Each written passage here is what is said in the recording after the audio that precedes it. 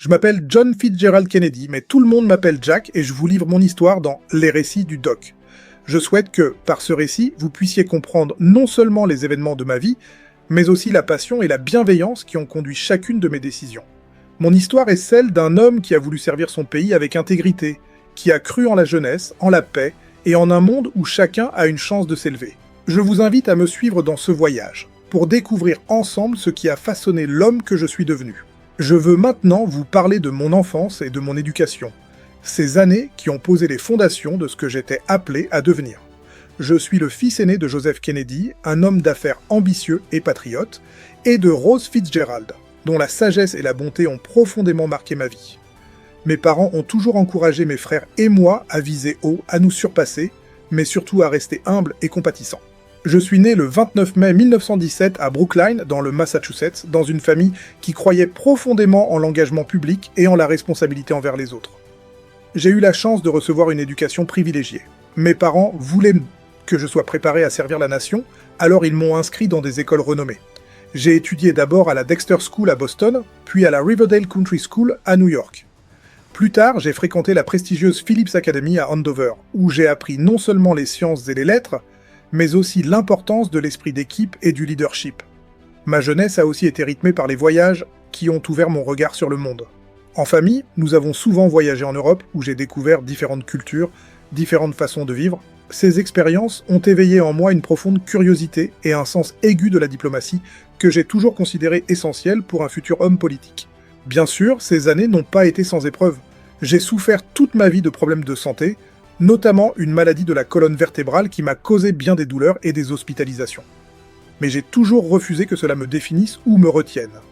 Mes parents m'ont appris à ne jamais baisser les bras, à toujours avancer avec courage et dignité. Ces premières années m'ont préparé à affronter le monde avec le souci des autres, la volonté de comprendre et d'agir pour l'intérêt commun. Elles ont forgé en moi ce désir profond de servir que je porterai toute ma vie.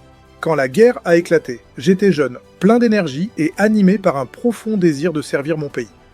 En 1941, je me suis engagé dans la marine américaine.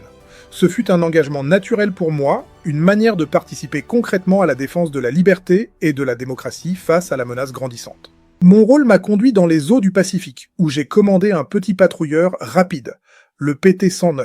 Ce bateau n'était pas grand, mais il était notre maison et notre arme, et j'en étais fier. En août 1943, notre embarcation a été percutée par un destroyer japonais. Cet événement, qui aurait pu être tragique, a révélé en moi une force et un courage que je ne soupçonnais pas. J'ai rassemblé mes hommes, nous avons nagé jusqu'à une île voisine, et grâce à cette détermination partagée, la majorité d'entre nous a survécu. Cette expérience de guerre m'a appris bien plus que la stratégie ou la tactique. Elle m'a enseigné le sens du sacrifice, la valeur de chaque vie humaine, et l'importance de ne jamais abandonner ses compagnons dans l'adversité. Ces leçons ont marqué à jamais mon parcours. Au-delà de la guerre, c'est cette manière de toujours regarder vers l'avant, de croire en la capacité de l'homme à surmonter les épreuves, qui m'a guidé dans les années suivantes. Ma mission était claire, revenir, servir et contribuer à bâtir un monde où la paix et la justice seraient plus solides. Après la guerre, je me suis lancé dans la vie politique avec une ambition claire, faire entendre la voix de ceux qui croient en un avenir meilleur. Mon père, qui avait toujours encouragé mes aspirations, m'avait donné l'exemple d'un engagement sans faille au service du peuple. Alors j'ai décidé, à mon tour, de suivre ce chemin. En 1946, j'ai été élu à la Chambre des représentants du Massachusetts. C'était ma première véritable entrée dans le monde de la politique, un univers complexe où il faut savoir écouter, débattre, et surtout garder le cap sur ses convictions. Ces années ont été une école d'humilité et de patience. J'ai appris que le changement ne vient pas d'un coup de baguette magique, mais par un travail constant et sincère. En 1952, j'ai remporté un siège au Sénat des États-Unis. Ce fut un moment important dans ma carrière, car le Sénat est une arène où se jouent des décisions qui touchent chaque citoyen américain. J'y ai défendu des causes qui me tenaient à cœur, comme l'éducation, la paix et la lutte contre l'injustice. Mon parcours m'a conduit à me présenter à la présidence en 1960. C'était une course difficile, pleine de défis et d'obstacles.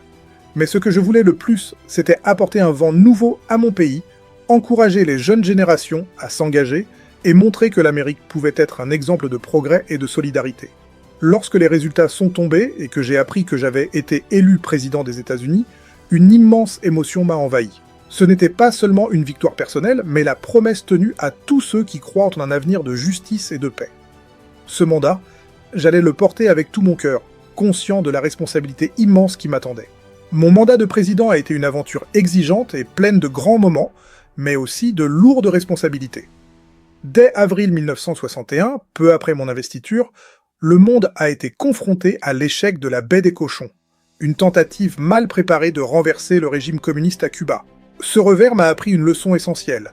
La présidence exige non seulement du courage, mais aussi une grande prudence dans les décisions. Quelques mois plus tard, en octobre 1962, la crise des missiles de Cuba a marqué un tournant décisif. Lorsque l'Union soviétique a déployé des missiles nucléaires à portée des États-Unis, la menace semblait imminente. Dans ces heures tendues, j'ai choisi la voie du dialogue et de la négociation, convaincu que la guerre nucléaire serait une catastrophe pour l'humanité tout entière. Grâce à un mélange de fermeté et de diplomatie, nous avons réussi à désamorcer la crise, évitant de justesse un conflit mondial. Parallèlement, j'ai voulu que l'Amérique monte la voie dans la lutte pour les droits civiques. Chaque homme, chaque femme, quelle que soit leur couleur de peau, mérite respect et égalité. Ce combat n'était pas facile, et il rencontrait beaucoup d'opposition, mais c'était un combat de justice, et je me suis tenu aux côtés de ceux qui cherchaient à briser les chaînes de la discrimination. Enfin, j'ai lancé ce que beaucoup ont appelé la Nouvelle Frontière, un programme ambitieux pour encourager l'exploration spatiale, améliorer l'éducation et renforcer la sécurité sociale. Je rêvais d'un pays tourné vers l'avenir, où la science et la solidarité ouvriraient des chemins inédits. Ces années n'ont pas été qu'un mandat, elles ont été une mission, portée par une confiance profonde en la capacité des hommes et des femmes à bâtir un monde meilleur, jour après jour. Enfin, je dois vous parler du moment qui a bouleversé non seulement ma vie, mais celle de la nation tout entière. Mon assassinat, le 22 novembre 1963, à Dallas, au Texas. Alors que je circulais en voiture dans une foule enthousiaste, j'ai été victime d'une attaque qui a mis fin à ma vie. Cet incident a profondément marqué le pays, provoquant une onde de choc et une période de deuil national. Mais au-delà de la douleur, il a rappelé à chacun l'importance du rôle que nous jouons dans l'histoire, et la fragilité parfois inattendue du temps qui nous est donné pour agir. Mon espoir était que, malgré ce brusque arrêt, les idées que j'ai toujours portées, la justice, la paix et le service public, continuent d'inspirer ceux qui viennent après moi. La vie publique est un engagement, parfois incertain, mais toujours porteur de sens. Ce moment, bien que difficile, n'a pas réduit la volonté du pays à avancer et à bâtir sur les bases posées. C'est ainsi que les aspirations à un avenir meilleur que nous avons partagées peuvent continuer à guider le chemin. Aujourd'hui, quand on parle de moi, ce n'est pas seulement à travers les événements de ma vie, mais à travers l'esprit que j'ai voulu transmettre. Mon héritage n'est pas un simple souvenir figé dans le passé, mais une invitation à continuer de croire en l'engagement, en la jeunesse et en la capacité de chaque individu à changer le cours des choses. Après mon décès, Lyndon B. Johnson a prêté serment comme président des États-Unis le 22 novembre 1963, le même jour que ma disparition. Il a eu la lourde tâche de reprendre le flambeau dans une période d'incertitude, poursuivant certaines des grandes initiatives que j'avais lancées, notamment dans la lutte pour les droits civiques. Je suis resté convaincu que les véritables leaders sont ceux qui se placent au service des autres, qui encouragent l'espoir plutôt que la peur, et qui osent rêver d'un monde plus juste. Cet idéal, je l'ai porté tout au long de ma vie, parfois avec des doutes, mais toujours avec la certitude qu'il en vaut la peine. Mon passage à la présidence a inspiré des générations à s'engager, à défendre leurs valeurs et à ne jamais perdre de vue la responsabilité collective que nous avons envers notre pays et le monde. Que ce soit à travers la conquête spatiale, les avancées dans les droits civils ou le message d'unité internationale, je voulais que l'Amérique montre la voie, non par la force mais par la vaillance et la dignité. La mémoire que l'on garde de moi est celle d'un homme qui a essayé, avec ses forces et ses faiblesses, de faire une différence. Ce que j'espère, c'est que chacun puisse voir dans cette histoire une source d'encouragement pour poursuivre ses propres combats, avec la même bienveillance et la même détermination. Car autant que l'histoire m'a façonné, c'est nous tous ensemble qui faisons l'histoire, jour après jour.